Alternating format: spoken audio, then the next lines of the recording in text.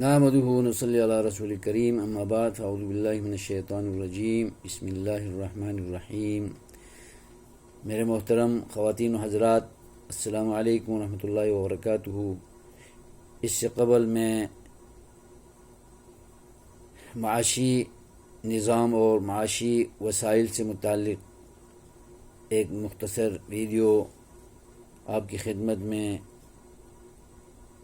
گزار چکا ہوں، جس میں سرسری طور پر معاشی وسائل میں ترقی کی راہ میں رکاوٹ جو چیز ہمیں نظر آ رہی ہے وہ ماہرین معاشیات کے خالی بلند بانگ نعرے ہیں، دعوے ہیں،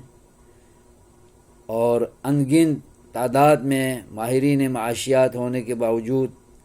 ہمارے ملک پاکستان میں معیشت بہتر نہیں ہو رہی ہے، بلکہ معیشت ظلم کی چکی میں، مہنگائی کی چکی میں پیسی جا رہی ہے، اور سکھ پہنچنے کے بجائے دکھ دن بدن بڑھتے جا رہے ہیں۔ یہ بڑا المیہ ہے۔ تو اس ویڈیو میں یہ بیان کرنا چاہتا ہوں کہ اللہ تبارک و تعالی نے بنیادی طور پر معاشی وسائل کے حوالے سے کئی وسائل کا ذکر قرآن اور حدیث نبوی میں بیان کیے ہیں، اور اسلام جو نظام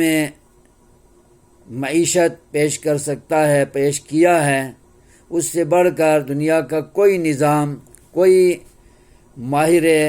معاشیات اس سے بہتر کوئی نظام معاشیات پیش نہیں کر سکتا۔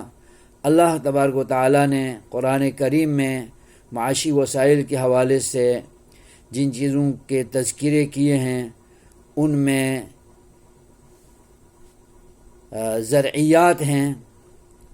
اناج پیدا کرنے والی اراضی ہیں۔ اللہ کی سرزمین بڑی کشادہ ہے، وسیع ہے۔ پاکستان میں زرعی اراضی اللہ کے فضل سے بہت ہیں اور خالی پڑی ہوئی ہیں، انہیں استعمال میں نہیں لایا جا رہا ہے، بنجر چھوڑا ہوا ہے، صحراؤں کی شکل میں ہے اور غیر آباد ہیں۔ انہیں آباد کیا جائے اور اناج پیدا کر کے مختلف اناج جو بھی پاکستانی عوام کے غذا خوراک میں استعمال ہیں، ان کو اگایا جائے، بڑی توجہ اور تندہی کے ساتھ مختلف اناج اگایا جائے تو معاشی مسائل حل ہو سکتے ہیں۔ اسی طرح جانوروں کے فارم، یہ بھی معاشی وسائل کے حل کے لیے بہترین ذریعہ ہے، اور اسی طرح معدنیات ہیں۔ پاکستانی سرزمین اور پاکستان کا خطۂ ارض معدنیات سے لیس ہے، بھرا ہوا ہے، لیکن ان سے فائدہ نہیں اٹھایا جا رہا ہے، استفادہ نہیں کیا جا رہا ہے، اور یہی وجہ ہے کہ ہم معاشی جو بنیادی وسائل ہیں ان کو بروئے کار نہیں لا رہے ہیں، ان سے فائدہ نہیں اٹھا رہے ہیں، تو پھر ہمارے معاشی مسائل بڑھتے چلے جا رہے ہیں اور ہم امپورٹ کرنے کے محتاج ہو گئے ہیں، جبکہ ہماری سرزمین زرعی اراضی اور معدنیات سے پاکستان کی سرزمین بھری پڑی ہے۔ ان سے استفادہ کیا جانا چاہیے، اور حیوانات کے فارم، بھیڑ بکریوں کے گائے بھینسوں کے اور مرغیوں کے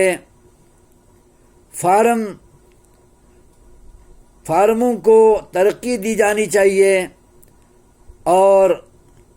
عوام کو بلا سود قرضے فراہم کر کے ان فارموں کی ترقی پر زوردار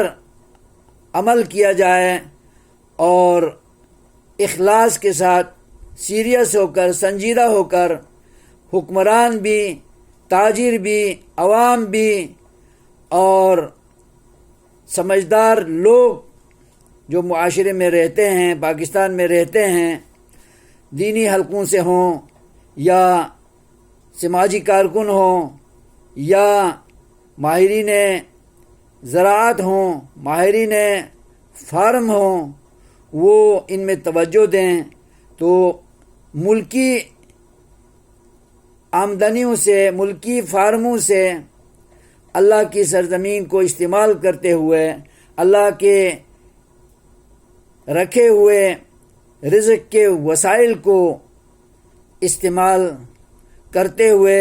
وسائل کو حاصل کیا جائے تو پاکستان کی سرزمین اللہ کے فضل سے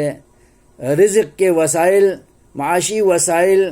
انسانوں کی ضروریات کی خورد و نوش کے وسائل سے ہماری سرزمین بری پڑی ہے اس پر توجہ دی جانی چاہیے تاکہ ہم بیرونی اشیاء خورد و نوش کو امپورٹ کرنے کے محتاج نہ ہوں اور ہمیں ضرورت نہ پڑے امپورٹ کریں گے تو معاشی وسائل زیادہ مہنگے ہو کر زیادہ قیمت والے ہونے کی وجہ سے عوام پر بوجھ پڑے گا مہنگائی کا بحرانوں کا تکلیفوں کا مشقتوں کا دکھوں کا اور اذیتوں کا اور آزمائشوں کا اور یہ آزمائش بڑھنی نہیں چاہیے اس کو گھٹانے کے لیے ہر کسی کو اس میں دام درہم سکون قدم حصہ لینا چاہیے محنت کرنی چاہیے اور تگ و دو کرنی چاہیے اللہ ہمیں سمجھ دے